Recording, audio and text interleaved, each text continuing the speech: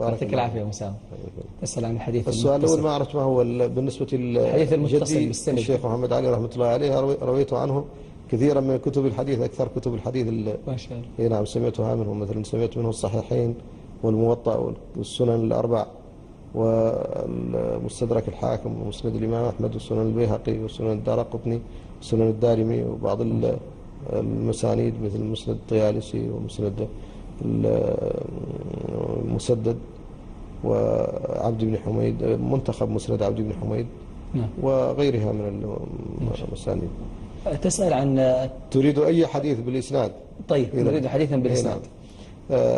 أحدث المشاهدين والمشاهدات بما حدثني به جدي محمد علي بن عبد الودود الهاشمي عن يحظيه بن عبد الودود الجكني عن محمد بن محمد سالم المجلسي عن حامد بن عمر عن الفقيه الخطاط وكلاهما بارتيلي عن القاضي بن علي ممو الصباعي عن شيخ الشيوخ الفاضل بن أبي الفاضل الحسني عن علي الأجهوري المصري عن البرهان العلقمي عن جلال الدين عبد الرحمن بن أبي بكر السيوطي عن زكريا الأنصاري عن الحافظ أبي الفضل أحمد بن علي بن حجر العسقلاني عن إبراهيم التنوخي عن أحمد بن أبي طالب الحجار عن أبي الوقت عبد الأول بن عيسى السجزي عن الحسين بن المبارك عن عبد الله بن أحمد السرخسي عن محمد بن يوسف بن مطر الفربري عن عبد الرحمن بن محمد الداودي عن عبد الله بن أحمد السرخسي عن محمد بن يوسف بن مطر الفربري عن أبي عبد الله محمد بن إسماعيل البخاري رحمه الله تعالى قال في صحيحه وهذا أول ثلاثياته: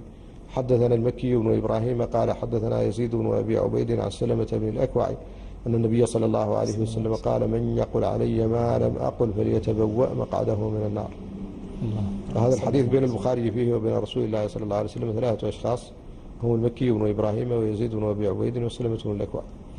وبيني وبين البخاري فيه بالإسناد المذكور 23، لكن لي أسانيد أخرى أقل من هذا بكثير بيني وبين النبي صلى الله عليه وسلم فيها 19 رجلا فقط. ما شاء الله. هذا أعلى الأسانيد التي لدينا.